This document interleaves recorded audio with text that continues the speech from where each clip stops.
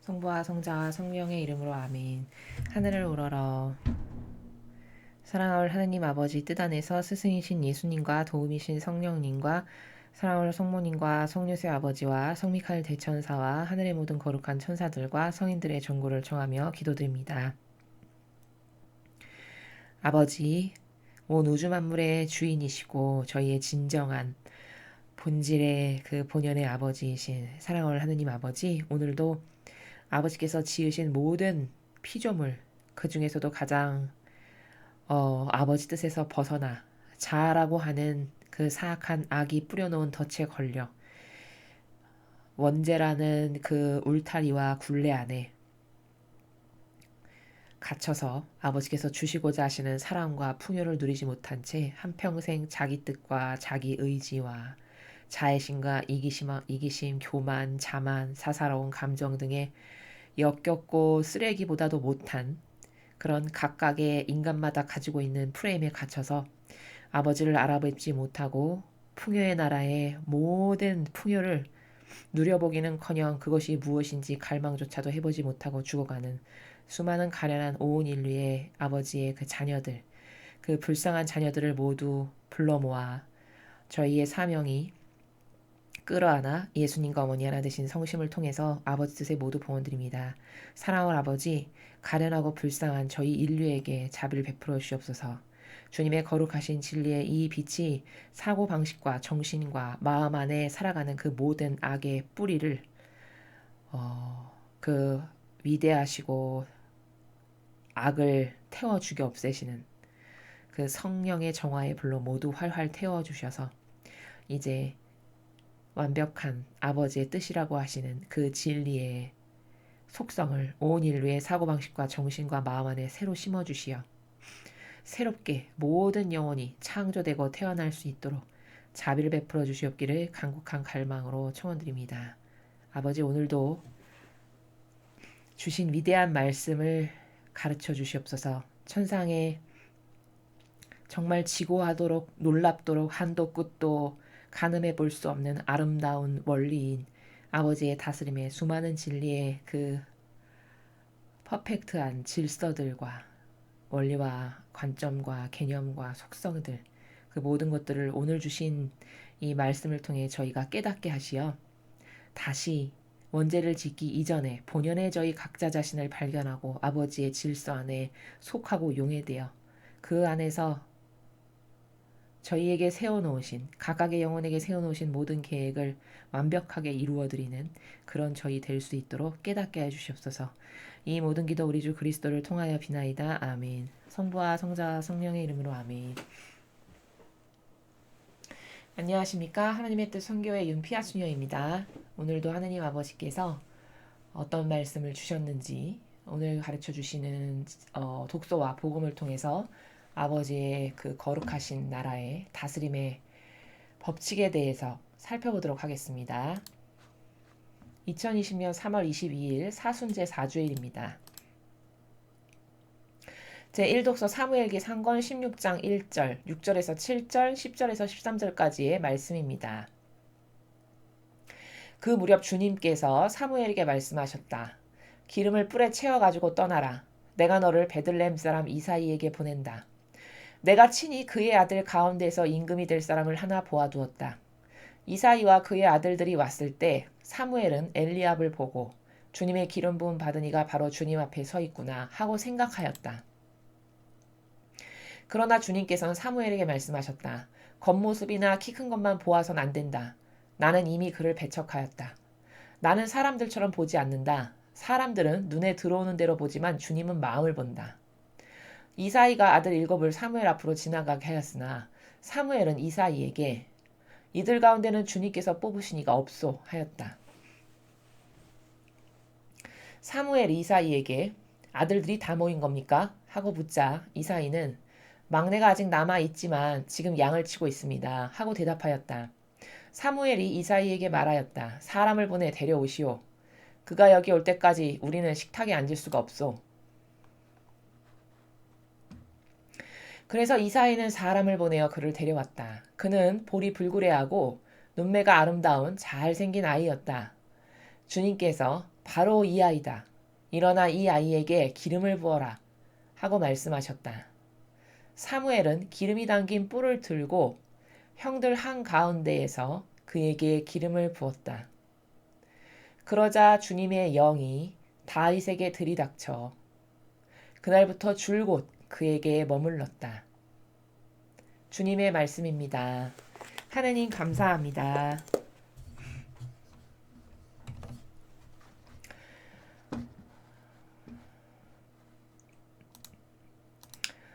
여러분은 지금 일독서로서 오늘 사무엘기 상권 16장 1절, 6절에서 7절, 10절에서 13절까지 말씀을 함께 읽으셨습니다. 오늘 우리가 일독서를 통해서 배워야 되는 것은 바로 이런 거죠. 하느님 아버지께서는 한 사람의 한 영혼의 속을 본다. 또 다른 표현으로 하면 마음속 의지를 본다.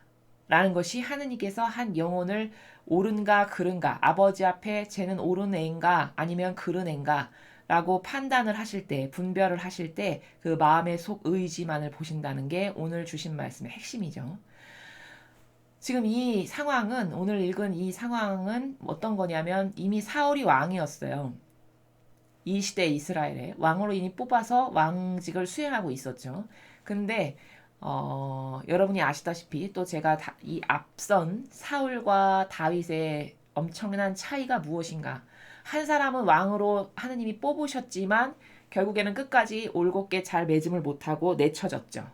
아버지 뜻에 의해서. 왜? 아버지 보시기에 올바르지 않고 하느님께 모욕과 역겨움을 드리는 속성이 굉장히 많았어요. 사울 왕은.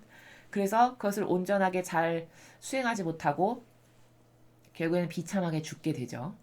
그리고서는 아직 사울이 왕인데도 불구하고 하느님 아버지께서 무려 16의 어린 다윗을 왕으로 점지하셔서 그에게 기름을 붓는 오늘 그런 장면을 지금 우리가 보고 있습니다.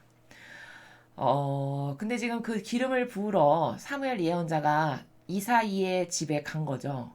근데 아들이 무려 8이나 있었어요. 이제 그 중에 막내가 다윗이었는데 앞에 7 아들은 다 여기 사무엘 앞에 와서 딱 줄을 서가지고 이제 하나하나 보니까 보면 볼수록 다 잘생기고 늠름하고 아주 훤칠한 거예요. 겉으로 봤을 때.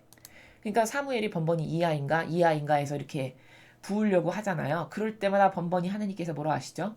너 겉모습이나 키 큰 것만 보아서는 안 된다. 나는 이미 그를 배척했다. 나는 사람들처럼 보지 않는다. 사람들은 눈에 들어오는 대로 보지만 주님은 마음을 본다. 마음을 본다라는 말씀의 관점을 잘 알아들어야 됩니다. 마음을 본다가 도대체 무슨 말인가? 한 영혼을 선별하실 때 아버지는 마음을 본다 하셨어. 그럼 이것은 성경에서 의지만을 본다라고 하신 바로 그 나라입니다. 사람 눈으로 보기에는 다윗은 형들보다 키도 작고 그냥 어린 소년에 불과했어요.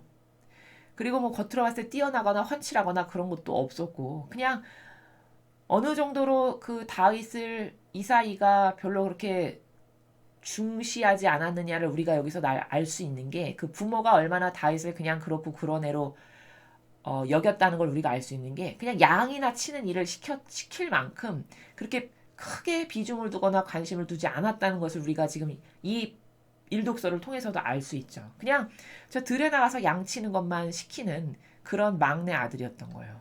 근데 하느님 보시기에 그 아들이 가장 속성이 좋고 근성이 훌륭하고 올바랐기 때문에 그 속을 봤을 때 그 의지를 봤을 때 옳았기 때문에 그를 장차 무려 15년 후에 이스라엘의 왕이 될 영혼을 미리 지금 점지하셔서 은총을 쏟아붓는 우리는 지금 그 장면을 보고 있습니다.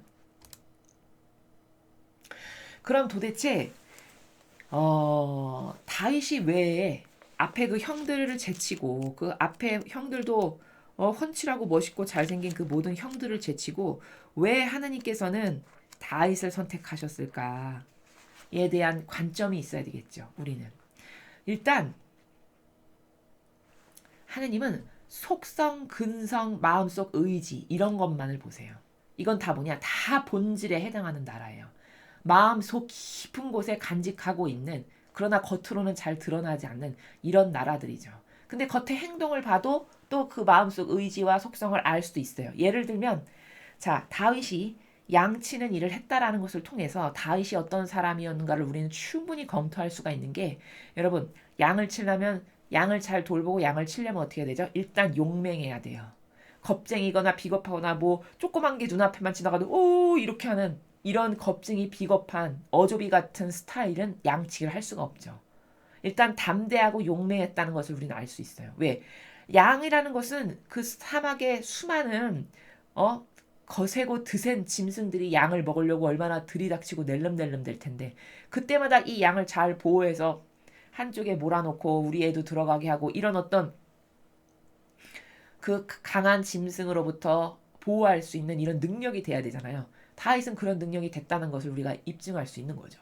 그러니까 그런 맹수나 사나운 짐승에게서도 뭐 주저하거나 거기서 뭐 기가 꺾여가지고 무서워서 벌벌 떨거나, 아 이런 애가 아니라 굉장히 용맹하고 용감한 그런 근성이 있었던 사람이었구나, 우리 이것을 알 수 있죠. 그것을 어디서도 입증할 수 있냐면 그 사울 왕이 골리앗을 쳐부술 때 다윗에게, 다윗이 자기가 자원해서 나서잖아요. 얼마나 용맹한지 몰라요.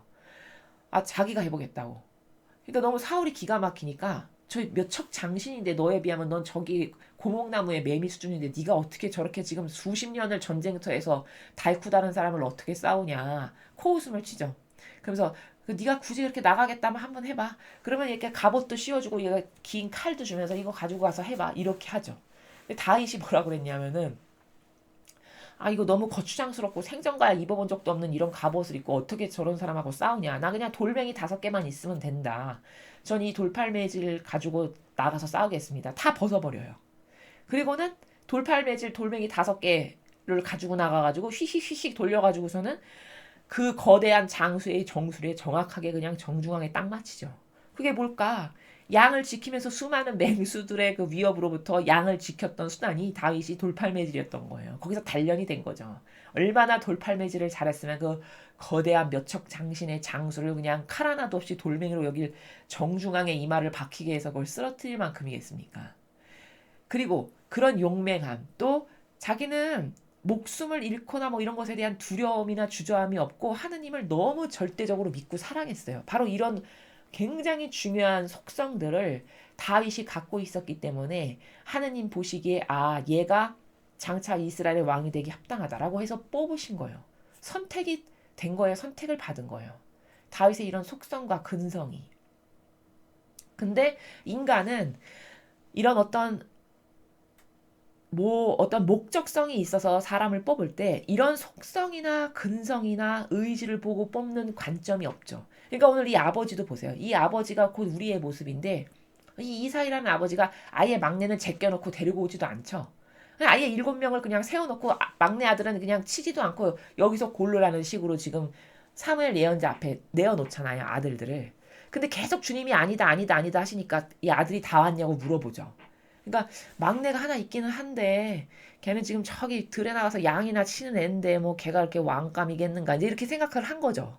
이 자기가 자기 자식인데도 불구하고 이 아버지마저도. 그러니까 인간은 어느 정도로 자신의 그 주관이나 어떤 것을 결정하는 방법의 근거가 자기 멋대로고 주먹구구식이고 진리에도 반하는 거냐면, 이렇게 다 겉에 보이는 형상이나 좀 있어 보이는 듯한 어떤 가지고 있는 것으로 인한 판단 있죠. 그런 걸로 사람을 분별하고 판단해서 선별한다는 거예요. 근데 하나님은 항상 그렇게 해서 뽑으신 적이 단 한 번도 없어요. 성경의 시작부터 마침까지 하나님의 훌륭한 일꾼들을 보면은 예수님이나 아버지께서는 다 어떤 사람을 뽑았냐? 열성당원, 막 혁명당원, 고기잡이 어부. 이렇게 강하고 근성이 아주 뚜렷하게 확고부동하게 정의가 살아있는 이런 사람들 있죠. 다 이런 사람들을 뽑으셨어요. 이런 게 겉으로 봤을 때 뭐 더 볼품이 있거나 막 기태가 나거나 뭐 이런 사람들이 아니잖아요. 오죽하면 어부는 고기나 잡는 어부를 깔보고 무시하지. 어떤 사람들이 고기잡이 어부를 12명의 제자 중에 하나라고 생각하겠습니까? 그 정도로 겉하고는 정말 정반대인 그 내면의 속성과 그 사람이 가지고 있는 근성과 의지. 지금 이 다윗이 뽑힌 것도 하나님에 대한 한결같은 의지가 늘 아버지께 좋은 것만을 드리기를 갈망하고 엄청난 뜨거운 열정으로 하느님을 섬기고 믿는 것을 우리는 볼 수 있죠. 보통의 믿음 같지 않고서는 그 몇 척장신의 그 장수 칼 한 번만 휘두르면 그 앞에 그냥 파리 목숨처럼 다 날아가서 죽을 텐데, 그런 장수 앞에 당당하게 혼자 나가서 왜 이렇게 작은 그 소년이 맞서 싸울 그런 가당키나 한 마음이 생기겠습니까? 그것은 다 뭐냐? 그 다윗이 용맹한 데다가 하느님에 대한 그 절대 신뢰, 절대적인 신뢰와 믿음이 얼마나 남하고 다르고 뛰어났는지를 우리는 그런 모든 것을 통해서 이 한 사람의 속성과 근성을 다 볼 수 있다는 거죠. 참으로 안타까운 게 우리나라가 이렇게 멸망의 길로 지금 치닫고 있는 것은 다 왜 그러냐? 모든 사람이, 대부분의 사람이 사람을 뽑을 때요, 특히 리더와 지도자가 어떤 사람을 뽑는 거는 굉장히 중요한 건데, 그것은 한 나라의 존폐가 달린 문제고, 교회라면 교회의 리더나 지도자가 어떤 사람이냐에 따라서 그 교회가 망할 수도 있고 흥할 수도 있을 만큼 이 리더와 지도자급은 굉장히 중요한 사람들이거든요. 왜냐? 그 사람들에 의해서 다 다스려지는 거기 때문에, 그 사람들이 무엇을 결정하면 밑에는 다 따를 수밖에 없는 시스템화되어 있기 때문에, 조직이라는 것은 위에 리더나 지도자급이 어떤 사고방식과 어떤 프로세스 가운데서 어떤 큰 그림에 포커스를 맞춰서 미래지향적이고 주먹구구식이 아니면서 비전 있고 매일같이 노력하는 성실한 마음 자세 가운데에서 주님과 하나 되어 있는가, 이런 올바른 근성과 속성과 강인함과 열정과 정의로 똘똘똘똘 뭉쳐있는 사람이 리더가 되지 않으면은 그 나라나 그 공동체나 한 가정도 마찬가지죠. 가정이나 이 교회도 망하는 건 순식간인 거거든요. 이 나라를 보십시오. 3년 만에 어떻게 전락했나, 이 나라가. 올바른 지도자와 리더가 나라를 다스릴 때는 과거 박정희 대통령의 시대나 그 앞에 이승만 대통령의 시대를 보십시오. 그 국민이 따라갈 수 없을 만큼 선각자적인 마인드를 갖고 계셨던 분이었어요. 그분들은. 이제 와서 역사적인 모든 근거와 사실의 팩트에 입각해서 다 조사를 해서 낱낱이 살펴를 보면, 박정희 대통령이나 이승만 대통령은 그 시대에 평범한 사람이 가질 수 있는 프로세스의 사고방식을 이미 뛰어넘는 사고방식을 하고 있었던 분들이라는 거예요. 그렇게 훌륭한 사람이 리더로 앉아 있으니까 밑에 사람은 아무것도 모르고 무식해도 그냥 따라만 가면 잘 살 수 있는 이런 시스템이 구축이 될 수 있었다는 거예요. 순전히 박정희 대통령 때 우리나라는 그 다른 일반적인 평범한 사람의 사고방식과 수준을 몇 배 뛰어넘는 선각자적인 마인드나 큰 그림의 포커스를 맞춰서 볼 수 있는 그런 안목이나 세계관이나 경제관이나 안보관, 이런 기타 등등이 있었기 때문에 그저 밑에 가는 사람들은 시키면 시키는 대로 순종만 잘해도 잘 먹고 잘 살고 발전이 쫙쫙쫙쫙 이루어져 나갈 수 있는 이런 시스템 가운데서 우리나라가 지금까지 발전을 해왔던 것은 순전히 그런 훌륭한 리더의 정신, 그 정신에 따라갔기 때문에 가능했다라는 것을 우리는 이제 와서 하나하나 팩트를 찾아보면 다 입증이 가능하다는 거죠.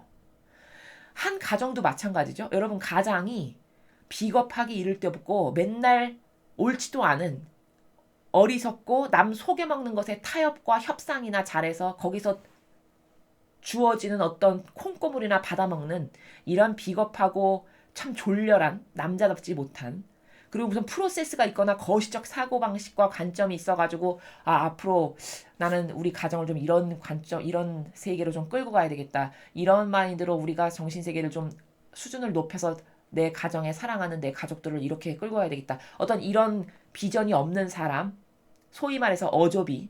요즘 세상에 어조비가 투성인데, 어조비라는 건 뭐냐면 소극적이고 밴댕이 소갈딱지 같고 근시안적이고 그저 눈앞의 이득에 급급해가지고 타협과 동조와 협력으로 자기에게 이득만 되면 그것이 옳건 그른 쳐다도 안 보고 무조건 협상하는, 이런 참 남자라고 부르기에도 참 창피한 이런 사람이 한 집안의 가장이라고 생각해 보시죠, 여러분.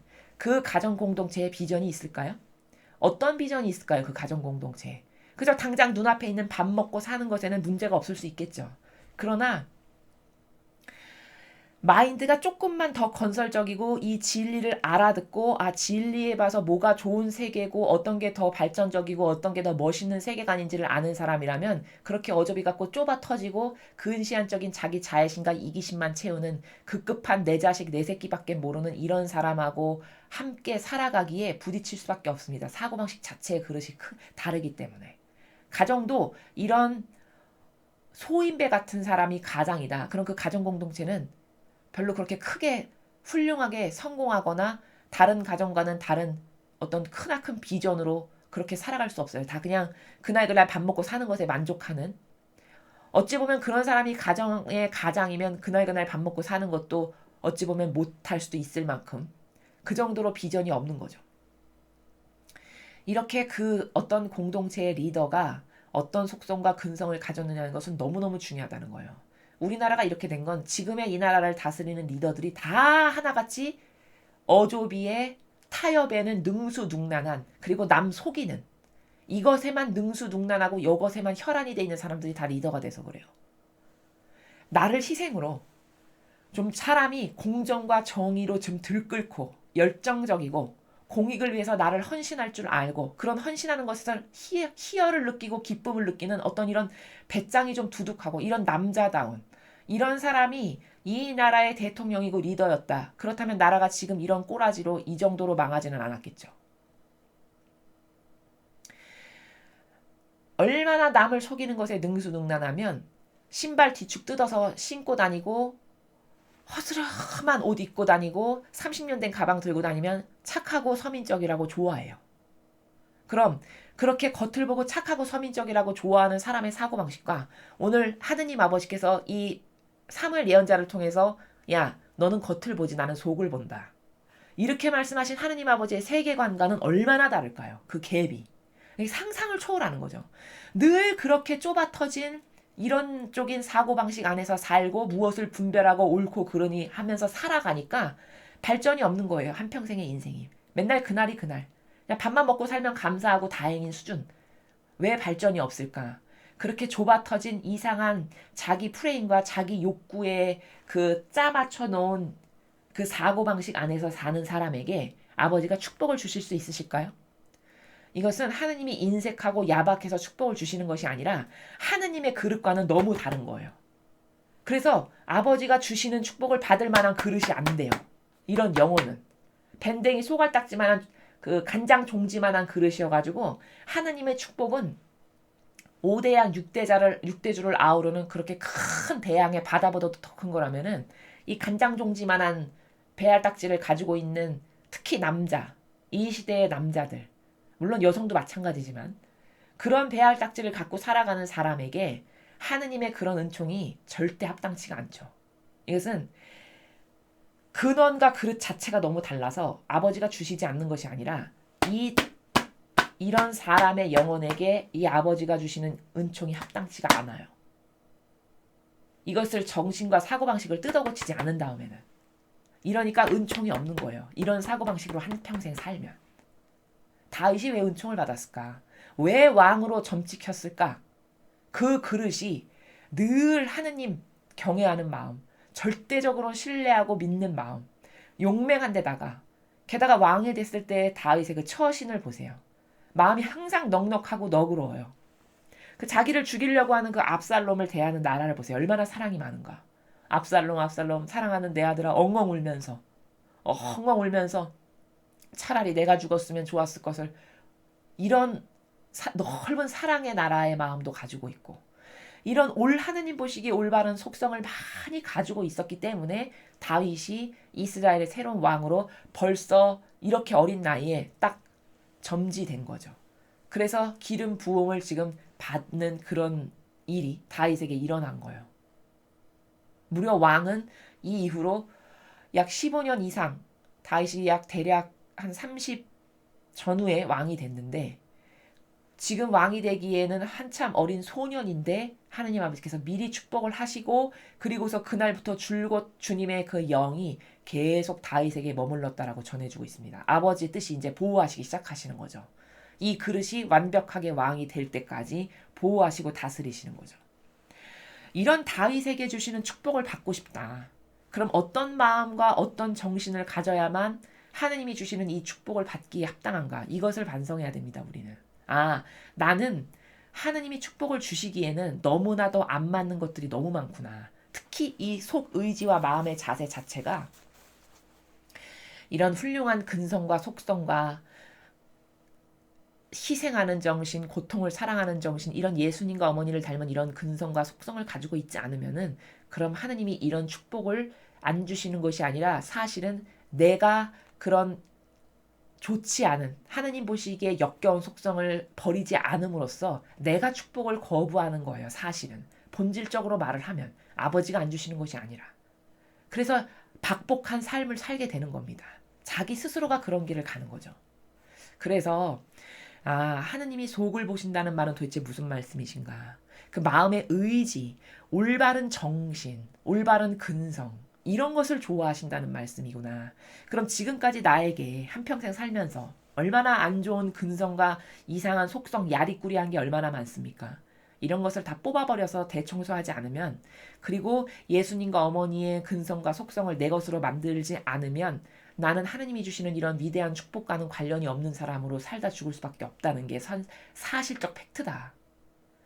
그럼 이게 예수님이나 성모님의 정신세계를 갖는다는 것이 엄청 어려운 거냐? 그 돈 드는 것도 아니잖아요. 남이 못 갖게 하는 것도 아니죠. 왜 못 가질까? 순전히 이상한 정신의 사고방식으로 인한 오해예요. 아니, 예수님과 성모님의 사고방식을 들면 자기 걸로 만들면 더 부자가 될 테고 자기 영혼이 더 좋아지고 하느님은 더 많은 사랑을 부으실 텐데 굳이 왜 안 가질까? 그리고 왜 옳지도 않은 자기의 이상한 사고방식을 그렇게 끝까지 고집할까? 이것에 대한 아주 심각한 고찰이 있어야 돼요. 그렇게 나를 내 스스로가 자애심과 이기심으로 끊임없이 돌본다고 해서 그렇게 지금까지 부자가 됐나 한번 생각해 보세요. 그렇게 해서 여러분이 사실적으로 이득을 얻은 게 뭔가? 엄청난 오해라니까요. 그렇게 열심히 자기를 돌본다고 해서 대단히 부자가 된 것도 아니고 그러면 그럴수록 여러분의 인격은 더 바닥이 돼요. 남이 봤을 때. 여러분 어떤 사람이 그토록 남의 자기의 그 자애심과 이기심을 똘똘 뭉쳐서 자기 좋아지는 거라면 자다가도 일어나서 양잿물이라도 먹을 이런 사람이다. 여러분 그런 사람을 존경하고 싶거나 그런 사람을 리더로 따르고 싶습니까? 아니면 그런 사람을 훌륭하다라고 칭찬해주고 싶나요? 오히려 뭐 저런 사람이다냐 손가락질 하지 않으면 다행이죠. 그러나 자기가 그런 것을 갖고 있다는 것을 모르는 거예요. 사람이. 그런 이상하고 역겨운 속성을 자기가 가지고 있지만 항상 자기 자신에게는 관대하기 때문에 그런 이상한 것을 갖고 있어도 깨닫지를 못하는 거죠. 그래서 하느님은 마음의 의지만을 보신다. 어떤 마음의 정직함과 진실함과 아버지에 대한 뜨거운 열정과 사랑과 절대적 신뢰 이런 것들 중에 나는 어떤 것을 과연 갖고 있는가. 살펴보시고 스스로 개론해 보시고 스스로 오늘 하루 종일 추론해 보시면서 고쳐야 되겠다. 이런 내 사고방식을 계속 갖고 사는 건 마음에 들지가 않아. 예수님과 성모님의 사고방식은 어떠셨는지 한번 살펴보세요. 얼마나 예수님이나 성모님의 사고방식과 나는 다른가. 이것을 비교해서 개선하지 않으면 자신의 영혼만 손해라는 것. 그것을 오늘 우리가 일독서를 통해서 배워야겠습니다. 자, 다음으로 이독서를 보겠습니다. 사도 바울의 에페소서 5장 8절에서 14절까지의 말씀입니다. 형제 여러분, 여러분은 한때 어둠이었지만 지금은 주님 안에 있는 빛입니다. 빛의 자녀답게 살아가십시오. 빛의 열매는 모든 선과 의로움과 진실입니다. 무엇이 주님 마음에 드는 것인지 가려내십시오. 열매를 맺지 못하는 어둠의 일에 가담하지 말고 오히려 그것을 밖으로 드러내십시오. 사실 그들이 은밀히 저지르는 일들은 말하기조차 부끄러운 것입니다. 밖으로 드러나는 것은 모두 빛으로 밝혀집니다. 밝혀진 것은 모두 빛입니다. 그래서 이런 말씀이 있습니다. 잠자는 사람아 깨어나라. 죽은 이들 가운데서 일어나라. 그리스도께서 너를 비추어 주시리라. 주님의 말씀입니다. 하느님 감사합니다. 바오로 사도는 오늘 이독서 에페소서에 살아가는 신자들에게 전하는 그 내용이죠.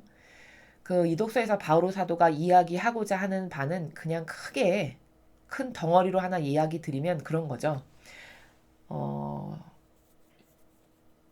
이제 예수님 덕분에 빛의 자녀로 살아갈 수 있게 되었다. 그분이 세상에 오셨고 그분이 모든 것을 새롭게 하시고 또 그분이 신적인 질서며 아버지 뜻을 가르치셨기 때문에 그것을 통해서 우리는 빛의 자녀가 되었다. 믿기만 한다면. 그러나 악은 다 모든 것을 은밀히 어두운 가운데서 행하는 것들이 악의 계략이다. 그러나 선은 다 드러나는 그 빛 가운데서 행해지는 것이다. 뭐 이런 내용이거든요. 근데 이 제가 다른 그 성경에서도 말씀을 드렸다시피 바오로 사도의 이 에페소서 말고 그 밖에도 바오로 사도가 쓰고 있는 서간의 많은 부분은 굉장히 좀 막연해요. 그러니까 예수님의 말씀과 비교해 보시면 확 와닿으실 텐데 예수님은 모든 것을 굉장히 분명하고 간략하고 누가 들어도 빼도 박도 못할 아주 퍼펙트한 진실적 팩트만을 말씀하시는 그런 나라에서 말씀을 아주 간결하게 말씀하시거든요. 근데 바오로 사도는 오늘 지금 이 독서도 보면은 굉장히 어떤 감정적인 표현의 나라라든가 혹은 이렇게 뭉그러뜨려서 더불어서 말하는 나라나 이런 것들이 많이 보여요. 예수님의 그 말씀하심의 나라와 비교를 해봤을 때는. 그래서 좀 질이 떨어진다는 것을 우리는 발견할 수 있어요. 예수님이나 성모님의 정신세계에서 두 분이 말씀하시는 그런 행간의 나라에 비교해 보면은 물론 이 시대의 시대적인 한계성이라는 것도 저는 다른 복음에서 말씀을 드렸지만요. 이 시대가 지금의 시대에 비교했을 때는 당연히 한계성을 가질 수밖에 없죠. 이때는 하느님의 뜻에 대해서 알 수도 없었고 우리가 지금 알고 있는 것처럼 진리의 나라를 더 구체적이고 사실적으로 알 수도 물론 좀 어려웠던 시대이기 때문에 물론 시대적 한계성은 있다라는 것을 가정하고 전제하에 둔다는 것도 인정을 해야 되지만 바오로 사도가 말하는 행간의 나라는 굉장히 인간적인 속성이 많다. 어떤 부분에서 우리가 그걸 많이 느끼냐면 자기를 집어넣는 행간이 굉장히 많아요. 이 에퍼소서 말고 다른 데를 보면은 나도 말하자면 바리사이 중에 바리사이고 가말리아를 가문에서 뭐 배웠고 로마 시민권자고 뭐 이런 행간이 있어요. 그 행간을 끌어올 수밖에 없었던 물론 한계적인 이유도 받아들여야 되겠지만 그럼에도 불구하고 그 하느님의 뜻, 즉 진리를 완성적으로 표현하는 그 수준에서 바라봤을 때는 굉장히 그렇게 자신을 집어넣는 것에 대해 집어넣게 되면은 퇴색하게 되는 거거든요. 나라는 속성이 들어가면서 동시에 벌써 그게 빛이 바래지는 거죠. 질이 떨어지는 거죠. 예수님이나 사도 요한의 계시록 같은 것을 보시면 자신의 나라는 것을 집어넣는 나라가 하나도 없어요. 완전히 나를 배제한 나라에서 쓴 것을 우리는 발견할 수 있거든요. 근데 바오로 사도는 자신을 배제한 순도가 떨어져요. 그런 사도 바오로의 계시록이나 사도 요한의 서간 같은 것을 보면 그 사도 요한은 철저히 자기를 배제한 가운데 썼다는 것을 그래서 누가 쓴 건지 필체도 구분하기 힘들 만큼 그렇게 자신을 철저히 배제한 가운데 썼다는 것을 우리는 발견할 수 있는데 바오로 사도의 이것 말고도 다른 많은 서간들을 보면은 거기 그렇게 제가 지금 조금 전에 예시를 드린 것처럼 자기가 굉장히 많이 들어갔다는 것. 근데 하느님의 말씀을 전하는 도구는 자기가 절대로 들어가면 안 되거든요. 자기가 들어가면 들어갈수록 누룩이고 어둠으로 작용하고 그게 질이 떨어진다는 거죠. 그런 관점에서 봤을 때 항상 그런 문제점을 가지고 있었고 오늘 이 복음도 굉장히 여러분 딱 접하셨을 때 분명하게 확 와닿지 않고 무슨 말인지 잘 확실하게 안 와닿고 난해하다라고 느껴지면서 좀 어렵다 이렇게 여러분이 만약에 받아들이셨다면 그것은 왜 그러냐면 이게 행간의 나라가 딱딱 떨어지는 이런 분명한 나라에서 말을 하지 않고 이렇게 감정이나 어떤 시인이 뭐를 풀어낼 때 쓰는 그 감정의 나라들 있죠. 어떤 소설가가 그 자신의 정서를 풀어낼 때 쓰는 감정의 나라. 그런 나라의 향기가 느껴져요.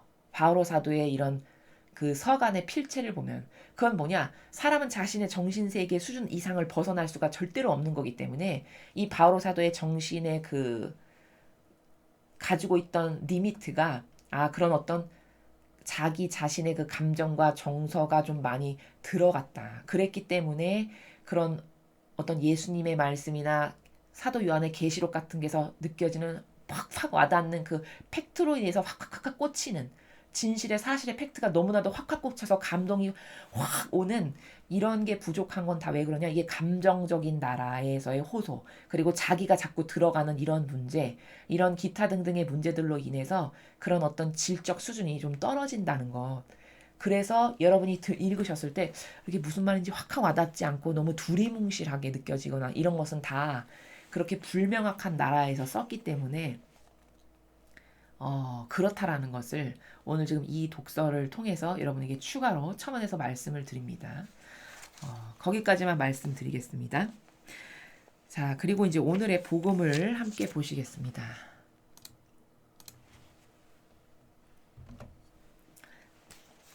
요한복음 9장 1절에서 41절까지의 말씀입니다. 주님 영광 받으소서. 그때 예수님께서 길을 가시다가 태어나면서부터 눈먼 사람을 보셨다. 제자들이 예수님께 물었다. 스승님, 누가 죄를 지었기에 저희가 눈먼 사람으로 태어났습니까? 저 사람입니까? 그의 부모입니까? 예수님께서 대답하셨다. 저 사람이 죄를 지은 것도 아니고 그 부모가 죄를 지은 것도 아니다.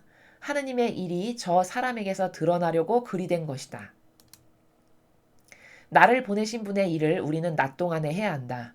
이제 밤이 올 터인데 그땐 아무도 일하지 못한다. 내가 이 세상에 있는 동안 나는 세상의 빛이다. 예수님께서는 이렇게 말씀하시고 나서 땅에 침을 뱉고 그것으로 진흙을 개어 그 사람의 눈에 바르신 다음 실로암 못으로 가서 씻어라 하고 그에게 이르셨다. 실로암은 파견된 이라고 번역되는 말이다. 그가 가서 씻고 앞을 보게 되어 돌아왔다. 이웃 사람들이 그리고 그가 전에 거지였던 것을 보아온 이들이 말하였다. 저 사람은 앉아서 구걸하던 이가 아닌가. 어떤 이들은 그 사람이요 하고 또 어떤 이들은 아니요 그와 닮은 사람이요 하였다. 그 사람은 내가 바로 그 사람입니다 하고 말하였다. 그들이 그럼 어떻게 눈을 뜨게 되었소? 하고 묻자 그 사람이 대답하였다. 예수님이라는 분이 진흙을 개어 내 눈에 바르신 다음 실로암 못으로 가서 씻어라 하고 나에게 이르셨습니다. 그래서 내가 가서 씻었더니 보게 되었습니다. 그들이 그 사람이 어디 있소? 하고 물으니 그가 모르겠습니다 하고 대답하였다. 그들은 전에 눈이 멀었던 그 사람을 바리사이들에게 데리고 갔다. 그런데 예수님께서 진흙을 개어 그 사람의 눈을 뜨게 해주신 날은 안식일이었다. 그래서 바리사이들도 그에게 어떻게 보게 되었는지 다시 물었다. 그는 그분이 제 눈에 진흙을 붙여주신 다음 제가 씻었더니 보게 되었습니다 하고 대답하였다. 바리사이들 가운데서 몇몇은 그는 안식일을 지키지 않으므로 하느님에게서 온 사람이 아니오 하고 어떤 이들은 죄인이 어떻게 그런 표징을 일으킬 수 있겠소 하여 그들 사이 논란이 일어났다. 그리하여 그들이 눈이 멀었던 이에게 다시 물었다. 그가 당신 눈을 뜨게 해줬는데 당신은 그를 어떻게 생각하오? 그러자 그가 대답하였다. 그분은 예언자이십니다. 유다인들은 그가 눈이 멀었었는데 이제는 보게 되었다는 사실을 믿으려고 하지 않았다. 그리하여 앞을 볼 수 있게 된 그 사람의 부모를 불러 그들에게 물었다. 이 사람이 태어날 때부터 눈이 멀었다는 당신네 아들이요? 그런데 지금은 어떻게 보게 되었소? 그의 부모가 대답하였다. 이 아이가 우리 아들이라는 것과 태어날 때부터 눈이 멀었다는 것은 우리가 압니다. 그러나 지금 어떻게 해서 보게 되었는지는 모릅니다. 누가 그의 눈을 뜨게 해주었는지도 우리는 모릅니다. 그에게 물어보십시오. 나이를 먹었으니 제 일은 스스로 이야기할 것입니다. 그의 부모는 유다인들이 두려워 이렇게 말하였다. 누구든지 예수님을 메시아라고 고백하면 회당에서 내쫓기로 유다인들이 이미 합의하였기 때문이다. 그래서 그의 부모가 나이를 먹었으니 그에게 물어보십시오 하고 말한 것이다. 그리하여 바리사이들은 눈이 멀었던 그 사람을 다시 불러 하느님께 영광을 드리시오. 우리는 그자가 죄인임을 알고 있어 하고 말하였다. 그 사람이 대답하였다. 그분이 죄인인지 아닌지 저는 모릅니다. 그러나 이 한 가지 제가 눈이 멀었는데 이젠 보게 되었다는 것은 압니다. 그가 당신에게 무엇을 하였어? 그가 어떻게 해서 당신의 눈을 뜨게 하였어? 하고 그들이 물으니 그가 대답하였다. 제가 이미 여러분에게 말씀드렸는데 여러분은 들으려고 하지 않으셨습니다. 어째서 다시 들으려고 하십니까? 여러분도 그분의 제자가 되고 싶다는 말씀입니까? 그러자 그들은 그에게 욕설을 퍼부며 말하였다. 당신은 그자의 제자지만 우리는 모세의 제자요. 우린 하느님께서 모세에게 말씀하셨다는 것을 아오. 그러나 그자가 어디서 왔는지는 우리가 알지 못하오. 그 사람이 그들에게 대답하였다. 그분이 제 눈을 뜨게 해주셨는데 여러분은 그분이 어디서 오셨는지 모르신다니 그거 정말 놀라운 일입니다. 하느님께서는 죄인들의 말을 들어주지 않으신다는 것을 우린 압니다. 그러나 누가 하느님을 경외하고 그분의 뜻을 실천하면 그 사람의 말은 들어주십니다. 태어날 때부터 눈이 먼 사람의 눈을 누가 뜨게 해주었다는 말을 일찍이 들어본 적이 없습니다. 그분이 하느님에게서 오지 않으셨다면 아무것도 하실 수 없었을 것입니다. 그러자 그들은 당신은 완전히 죄 중에 태어났으면서 우리를 가르치려고 드는 것이요? 하며 그를 밖으로 내쫓아 버렸다. 그가 밖으로 내쫓겼다는 말을 들으신 예수님께서는 그를 만나시자 너는 사람의 아들을 믿느냐? 하고 물으셨다. 그 사람이 선생님, 그분이 누구이십니까? 제가 그분을 믿을 수 있도록 말씀해 주십시오. 하고 대답하자 예수님께서 그에게 이르셨다. 너는 이미 그를 보았다. 너와 말하는 사람이 바로 그다. 그는 주님, 저는 믿습니다. 하며 예수님께 경배하였다. 그때 예수님께서 이르셨다. 나는 이 세상을 심판하러 왔다. 보지 못하는 이들은 보고 보는 이들은 눈먼 자가 되게 하려는 것이다. 예수님과 함께 있던 몇몇 바리사이가 이 말씀을 듣고 예수님께 우리도 눈먼 자라는 말 아니겠지요? 하고 말하였다. 예수님께서 그들에게 이르셨다. 너희가 눈먼 사람이었으면 오히려 죄가 없었을 것이다. 그러나 지금 너희가 우린 잘 본다 하고 있으니 너희 죄는 그대로 남아있다. 주님의 말씀입니다. 그리스도님 찬미합니다.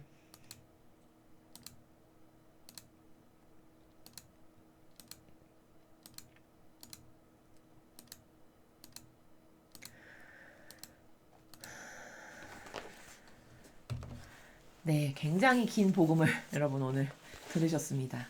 무려 9장 1절에서 41절까지의 엄청나게 긴 복음을 지금 함께 들으셨는데요.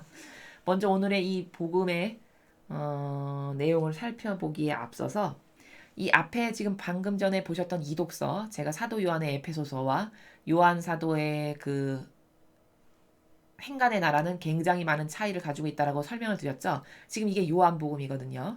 요한복음을 읽으시면서 여러분 어떤 걸 느끼셨습니까? 여기 사실적 팩트만 있죠. 예수님이 무슨 말씀하셨고 상황이 어땠다 이런 어떤 사실적 팩트만 있지 자신의 감정을 집어넣거나 내가 생각해서 무엇을 쓰는 나라가 존재하지 않죠. 아예. 그러니까 명확한 거예요. 모든 사실이. 그럼 이 요한복음만 그러냐? 아니요. 계시록을 보면 그거는 환시를 밤모섬에 가서 엄청 늙은 나이에 사도 요한이 완전히 자아와 인간적인 것을 아버지의 은총으로 죽여서 없애는 은총 가운데 환시로 보여진 것만을 적어놓은 책이 계시록이거든요. 거기는 더더욱 요한 사도라는 그 자신이 들어간 흔적을 찾아볼 수가 없습니다. 이게 순결도가 높은 거예요. 아버지 뜻을 전하는 일꾼이라면 이래야 되는 거죠. 그런데 앞에 지금 요한복음 보면 진짜 딱딱딱딱 팩트만 나온 걸 우리가 알 수 있죠. 근데 그 앞에 이 독서를 보면은 굉장히 그 어떤 시인이 무엇을 전개하는 나라처럼 자신이 여기 뭐 빛의 열매는 모든 선과 의로움과 진실입니다.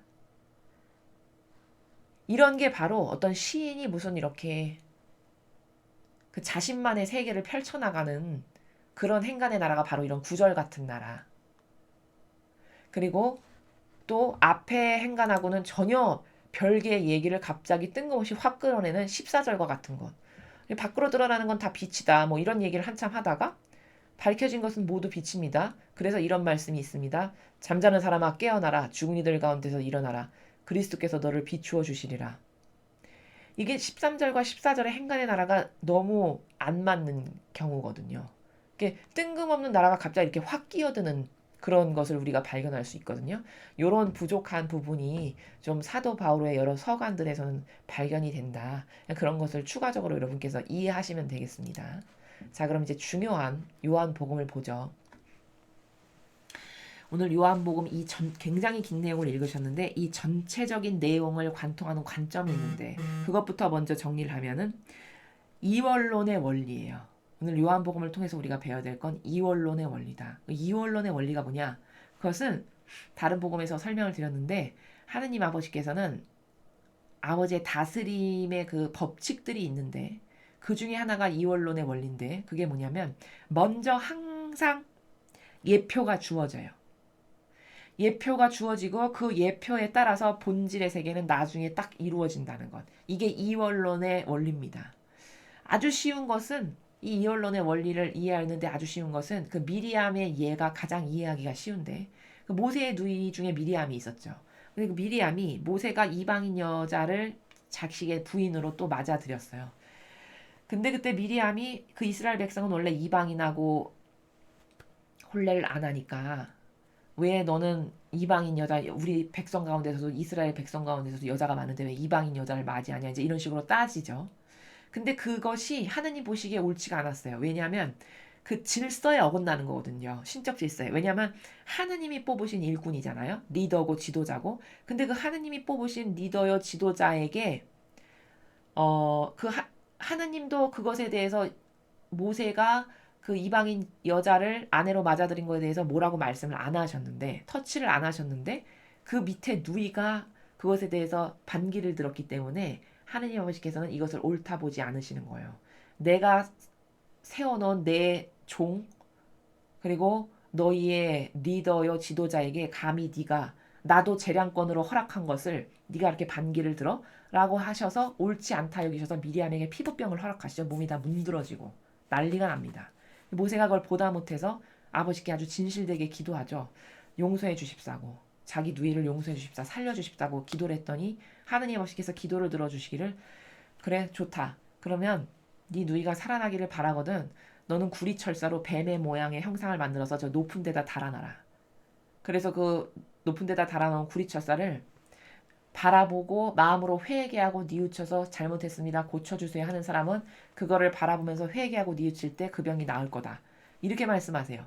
그래서 미리암이 진짜 그렇게 했더니 그 병이 싹 낫게 되었어요.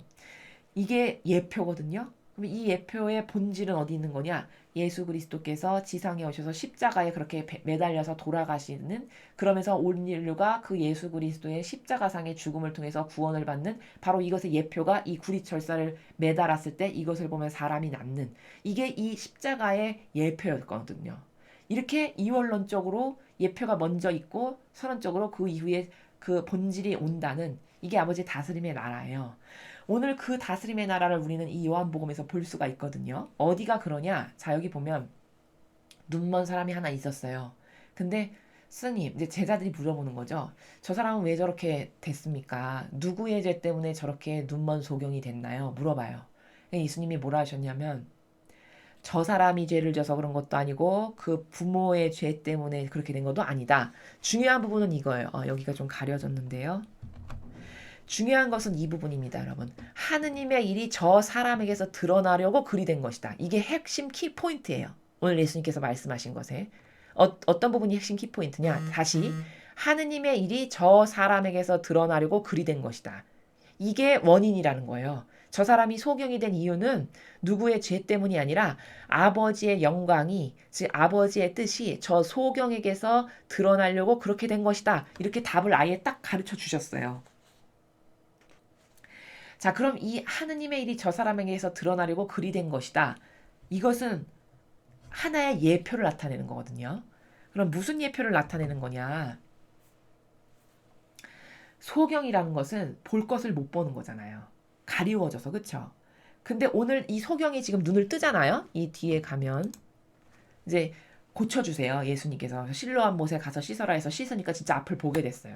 소경이 눈을 뜬 거잖아요. 그럼 이것은 하느님 아버지의 다스림의 예표의 나라예요. 어떤 예표의 나라냐? 온 인류가 지금 이 소경처럼 눈이 감겨져 있는 상태잖아요. 진리를 모르고 어떤 게 악이고 어떤 게 선인지를 분별할 수 없는 세상. 그 세상에서 눈을 뜬 이 사람이 예표가 돼서 마침내 인류는 그 소경과도 같던 어둠의 그 소경과도 같았던 눈이 이제 진리의 빛으로 벗겨져서 눈이 완전히 뜨여서 볼 것과 못 볼 것을 다 진실과 거짓을 다 가리게 되고 악과 선을 다 가리게 되는 이런 온 인류의 눈이 떠질 것이다라고 하는 것의 예표가 오늘 이 소경이 눈을 뜬 사건이다라는 겁니다. 그래서 이 예표가 먼저 이렇게 있었고, 그럼 우리는 어떻게 갈망으로 기도하면 그것의 사실적인 은총을 받을 수 있는가? 이게 중요하죠. 이런 예표가 있었으니까 이것은 아버지의 뜻이, 다스림이 이것을 이루어 주시기 위한 것임을 알아야 돼요. 그러니까 이루어 주시기 위한 예표가 있었으므로 반드시 그 본질은 있어요. 그럼 그 본질의 은총을 받고 싶잖아요, 우리가. 눈이 떠지는. 진리로부터 완전히 영안이 활짝 열려가지고 모르는 것이 단 하나도 없이 눈과 귀가 영안이 활짝 열리는 이런 예표의 은총의 수혜자가 되고 싶잖아요. 그럼 어떻게 해야 될까? 어떻게 해야 되냐? 인류의 눈을 열어주시는 이 예표의 은총이 아버지 저에게도 미치게 해주세요. 그래서 제가 이 진리의 빛으로 눈과 귀가 완전히 뚫리고 열려서 못 볼 것이 하나도 없는 선과 악을 완벽하게 구별할 수 있는 이 소경의 눈을 열어주시는 은총을 저에게도 주시기를 갈망합니다. 이렇게 여러분이 마음으로 진실되게 기도하시잖아요. 그럼 여러분은 오늘 이 소경에게 주신 사실적으로 눈을 열어준 이 은총을 여러분의 영혼도 이 은총을 받게 된다는 겁니다. 이게 예표와 본질의 상관관계예요. 이해가 되시죠? 오늘 복음에서 가장 중요한 것은 이 수많은 말이 있지만 가장 중요한 것은 바로 앞부분의 이것. 아버지 뜻이 이루어지려고 이 지금 앞에 3절 하느님의 일이 저 사람에게서 드러나려고 그리 된 것이다. 쟤는 죄가 있어서 장님이 된 게 아니야 얘들아. 저 눈이 떠지는 그 과정의 예표를 통해서 온 인류의 영안을 열어주시고자 하시는 아버지의 그 뜻, 그것이 이루어지기 위해서 저런 소경이 존재한 거다. 그리고 오늘 저 소경이 아버지의 은총으로 눈을 뜨게 될 거다. 이 말이에요. 아주 쉬운 겁니다, 내용은. 그래서 이제 눈을 떴어요, 이 소경이. 근데 이제 그 다음부터 이제 온갖 마귀들이 등장하죠. 특히 저 바리사의 율법학자. 어디나 가나 그냥 사사건건 예수님하고 시비만 끌어내서 어떻게 하면 예수님에게 흠집을 낼까 이것밖에는 관심사항이 없는 그 바리사야 율법학자들의 이 역겨운 작태가 계속 나오죠. 누가 뜨게 해줬냐? 너가 그 구걸하다 앉았던 개냐? 그 거지냐? 아니냐? 뭐 온갖 것을 다 물어봅니다. 근데 이제 이 소경 당사자는 하느님의 은총을 받아가지고 예수님이 어떤 분이신 거를 알게 된 거예요. 그러니까 올바르게 답을 하죠. 여기 후미에 보면은 계속 이 사람에게 고문을 해요. 뭐 그 사람이 어디 있냐, 넌 어떻게 만났냐, 뭐 이런 걸 막 물어보죠. 안식일인데 그런 것을 지키지 않았으니까 그 사람은 하느님께서 온 사람이 아니다. 이런 마귀들, 이 바리사이들이 계속 예수님을 갖고 갈구작 거리면서 이렇게 이제 시비를 겁니다. 근데 이제 이 소경이 은총으로 예수님께서 어떤 분이신가를 자기가 그 은총을 통해서 알게 되어가지고 뭐라고 얘기하냐면 참 기특하게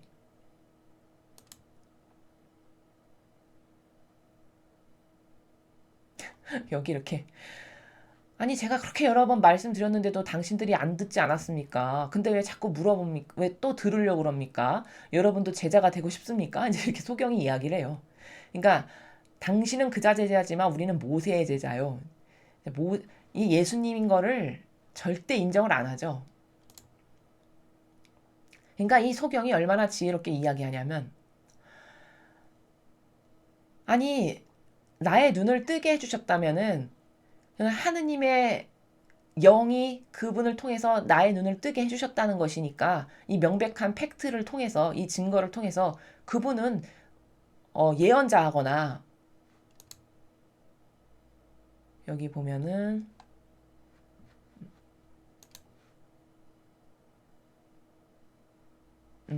여기 뭐 죄인의 말을 하느님께서 절대로 들어주실 리가 없지 않냐. 근데 누가 하느님하고 완전히 용해되고 하나 됐어. 그래서 그런 사람이 기도를 해. 그럼 그 사람의 말은 하느님이 들어주시는 게 당연한 거 아니냐. 이렇게 지금 반문하고 있죠.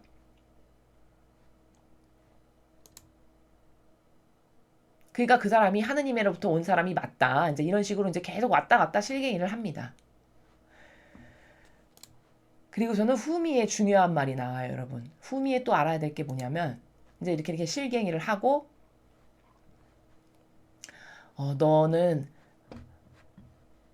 예수님이 이제 이 소경에게 와서 너는 사람의 아들을 믿느냐 이렇게 다시 물으셨어요. 그러니까 선생님, 그분이 누구십니까? 제가 그분을 믿을 수 있도록 말씀해 주십시오. 이렇게 소경이 대답하니까 예수님께서 답을 이야기하시죠. 너는 이미 그를 보았다. 너와 말하는 그 사람이 지금 바로 나다, 그다. 이렇게 이야기합니다. 그러니까 소경이 깜짝 놀라면서 주님, 저는 믿습니다. 이렇게 하면서 이제 경배를 했어요. 그리고 저는 이 39절 이후의 말씀을 또 우리가 알아야 돼요. 무슨 말씀이신지를. 예수님이 뭐라 그러시냐면 나는 이 세상을 심판하러 왔다 이렇게 하세요. 보지 못하는 이들은 보고 보는 이들은 눈먼 자가 되게 하려는 것이다. 자, 보지 못하는 이들이 과연 누굴까요? 보지 못하는 이들. 이게 주님의 백성들인 거예요. 이 바리새와 율법학자의 누룩을 매일같이 받아먹어가지고 소경이 되어버린 백성 있죠. 그 백성들이 보지 못하는 이들이에요. 주님께 속한 하느님의 백성들. 양들. 그렇게 보지 못하는 이들을 나는 보게 하려고 왔고 보는 이들은 눈먼 자가 되게 하려고 오셨대요. 그럼 보는 이들이 과연 누굴까? 이게 바리새와 율법학자를 지칭하시는 겁니다. 이 보는 이들은 자기가 본다라고 보는 사람이라고 자부하는 사람들을 말씀하시는 거예요. 그게 누굴까? 그게 바리새와 율법학자들이었죠. 걔네들은 아예 소경이 되게 해버리려고 오셨대요. 무서운 말씀이시죠. 그게 예수님 입장에선 심판이신 거예요.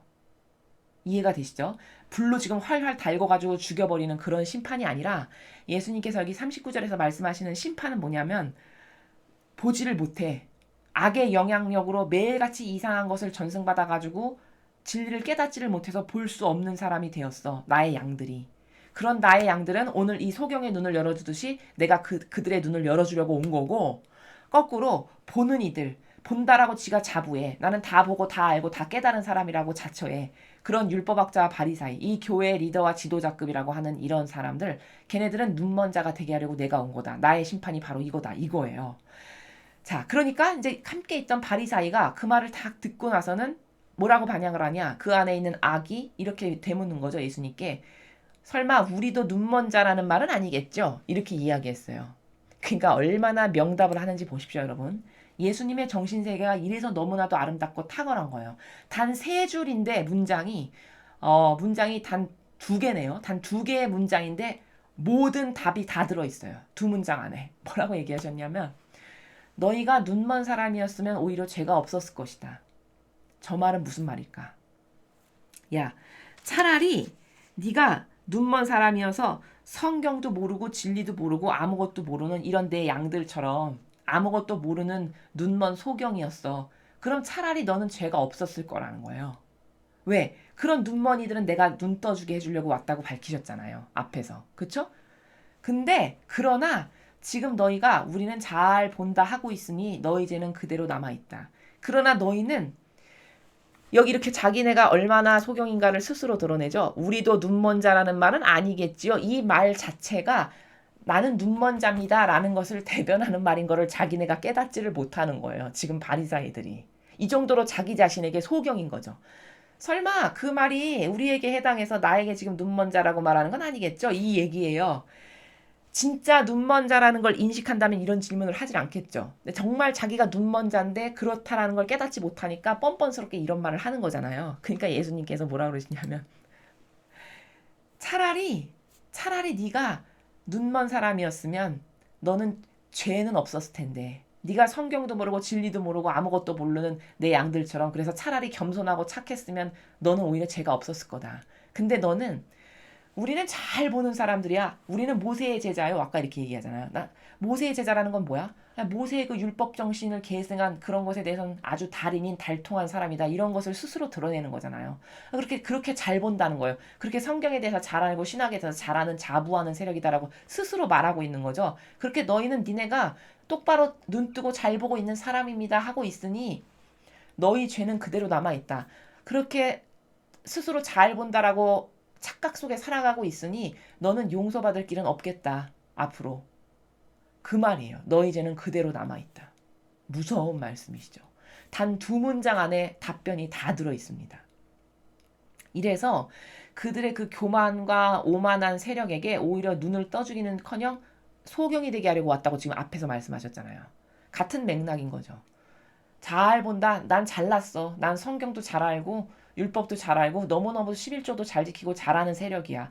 라고 스스로 자부하고 있으니 용서받을 길이 없겠죠, 여러분. 용서는 회개가 뒷받침돼야 되고 자기 자신에게 정직해야 되는데 그런 나라 자체가 전무하잖아요. 그러니까 너희 죄는 그대로 남아있다. 이렇게 심판을 해버리시는 이런 무서운 나라의 말씀을 오늘 지금 이 긴 복음을 통해서 우리가 학습을 하였습니다.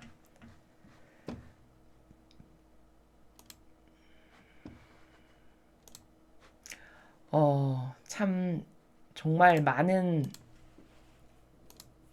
굉장히 긴 장황한 복음을 오늘 보셨는데요. 오늘 1독서와 2독서와 복음 전체를 조금 정리하면 1독서를 통해서는 그 다윗에게 기름 부으는 장면이죠. 하느님은 어떤 영혼을 선택하시는가예요. 관점이. 어떤 영혼을 사랑하시는가. 어떤 영혼을 올바르다 보시는가. 다윗이 선택이 됐어. 그럼 도대체 왜 다윗은 어떤 이유 때문에 선택이 됐는가 왕으로. 이것을 알아야 되겠죠. 그래서 여러분에게 그런 속성이 없다면 지금까지 가지고 있는 그 인간적이고 자애심과 이기심과 사욕과 욕망밖에는 없는 그 더러운 인간적인 속성을 뽑아버리고 이 다윗이 가지고 있었던 훌륭한 근성들 있죠. 하느님을 열렬히 사랑했던, 절대적으로 신뢰했던 이런 마음의 나라. 그리고 용맹한 아버지 일이라면 그저 돌팔매 돌 5개만 가지고도 뛰어들 만큼 이렇게 용맹하고 용감했던 이런 정신. 그 밖에도 하느님을 닮아서 사랑이 많았던 것, 이런 기타 등등의 속성과 마음 있죠. 이것만을 보시는 분이 하느님 아버지시다. 그러니 나도 그런 속성을 갖도록 노력해야 되겠구나. 속이 진실하지 않은 것은 하느님께서 절대 반기시지 않는다는 거예요. 그래서 진실한 이의 기도를 들어주신다라는 말씀이 성경에 있습니다. 신실한 이, 진실한 이의 기도를 반기신다. 그게 다 뭐냐? 그 마음의 속 의지와 속 마음만을 보신다는 거죠. 자, 그리고 두 번째 바오로 사도의 에페소서는